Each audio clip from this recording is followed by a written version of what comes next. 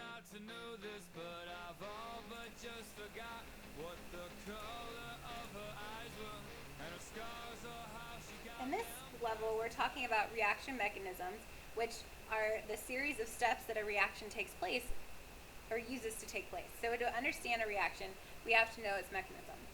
So one of the main purposes of studying kinetics is to learn as much as possible about these steps that are involved. The balanced chemical equation for a reaction tells us the reactants, the products, maybe the stoichiometry, but it doesn't give direct information about the actual mechanism that the reaction takes. So for example, a reaction between nitrogen dioxide and carbon monoxide produces nitrogen monoxide and carbon dioxide. So the rate law for this reaction, formed by experiment, is using only the nitrogen dioxide gas, and it's a second order reaction. So these two steps are showing us how they go about, where we have two nitrogen dioxides combining together to make nitrogen trioxide and nitrogen monoxide. And then the nitrogen trioxide reacts with the carbon monoxide to form a nitrogen dioxide and a carbon dioxide. So the two on the end are our actual products for the whole reaction. So in this mechanism, the gaseous NO3 is an intermediate, which is a species that isn't a reactant or a product, but is formed and then also consumed during the reaction. So each of these two reactions is called an elementary step because it's a reaction whose rate law can be determined from its molecularity. Molecularity is defined as the number of species that must collide to produce the reaction indicated by that step. So a reaction involving one molecule would be called unimolecular. If it has two or three molecules, then two would be bimolecular or termolecular for three. Okay, so this table is in your notes. Termolecular is not very common, but it is possible, so that's why we include it here. But notice how you can have bimolecular if it's the same compound's concentration taken to the second power, or it can be bimolecular if you have two different compounds both to the first power. So the requirements for our series of steps is that the sum of the elementary steps must give the overall balanced equation, and the mechanism must agree with experimentally determined rate law. Which, how do we know that? To meet the second requirement, the overall reaction can be no faster than the slowest or rate determining step in the sequence. So how does the chemist deduce the mechanism? Well, the rate law has to be determined first.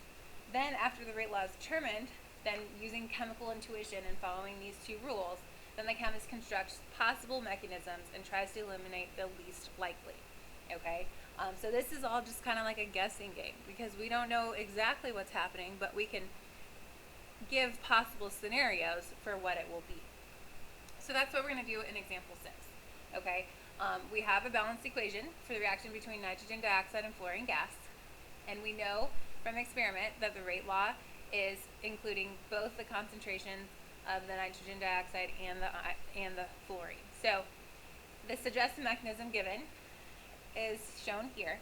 So is this acceptable? So does it satisfy the two requirements? Well, to test this, we first need to make sure the first requirement, that was the sum of the elementary steps gives the overall balanced equation, we need to test that out.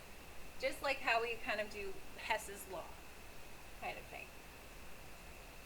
So the two steps we had NO2 plus F2 yields NO2F plus F. And then the second step was F plus NO2 to yield NO2F. Okay, well if we were to add these two together, like Hess's law, remember same things add together, opposite things cancel away. So the F's are on opposite sides, so those can cancel out. And that's all that can cancel. So now, combining things together, the NO2's will combine to make 2 NO2 plus F2 to make, and those combine 2 NO2F. Okay?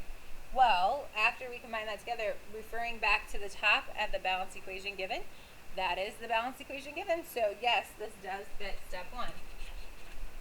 Require requirement 1 does fit.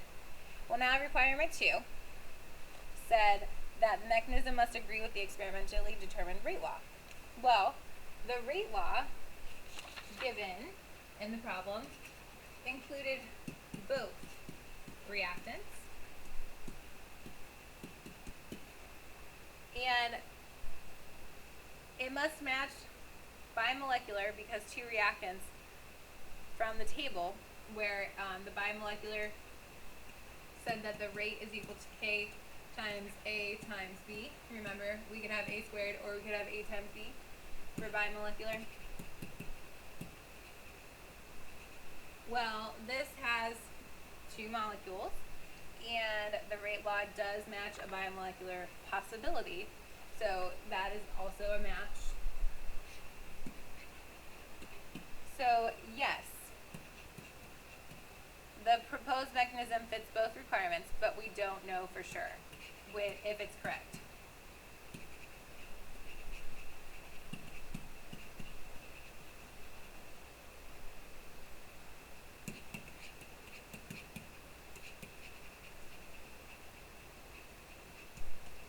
Because somebody might be able to come up with a different mechanism that would still fit these requirements. Mechanism, if I could spell, that'd be great. So that's it for level 54. Please check your checklist to know which problems to do to practice these.